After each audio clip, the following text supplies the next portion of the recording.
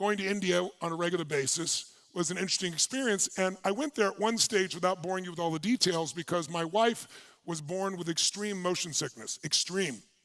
She was pulled out with forceps after a 48-hour labor where she destroyed her mother's insides, and her head was pointed, and they thought she was going to be retarded. She wasn't. She's smart as a whip, fortunately. But it affected her vestibular system. So she threw up on the way home in the car and been throwing up her whole life. So she lived in a little town in Vancouver, British Columbia, Canada, and never went anywhere. She was a phlebotomist, she did blood, a nutritionist, she worked with people in hospice because she could walk to the place three doors or 3 streets down. Then she meets me. I'm on a train, a plane, a helicopter, traveling different country, different place every day. I had no idea until we got together. She threw up on every flight, on the way up and on the way down.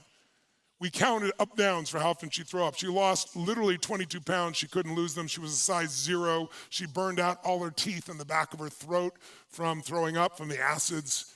And I'm Mr. Solution. I couldn't find any solution. I kept going to different people. I took her to the Top Gun school. I took her to NASA, our space agency, nothing. And then this man in India, I found out about, we went and saw, and she's never had a problem since. He didn't touch her. He did this healing process on her, which sounded like total bullshit to me. But I saw the result. So I became friends with this man. And in his country, he's like an avatar. Millions of people follow him. But I'm personally Christian, and I'm not looking for an avatar, but I'm deeply appreciative of someone with a special skill. And he had a special skill that helped her to heal. So I wanted to help him out. Long story short, I met his son. His son really helped him build this. And they built, for example, it's called Oneness University.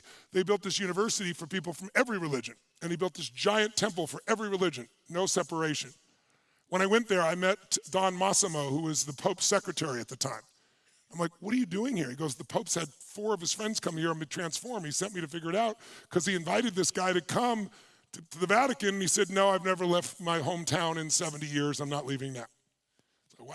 I met these guys who've been studying TM, paid $1 million to become enlightened. And they're like, I had more experience of enlightenment here than I've had in 20 years of TM. It's like, wow.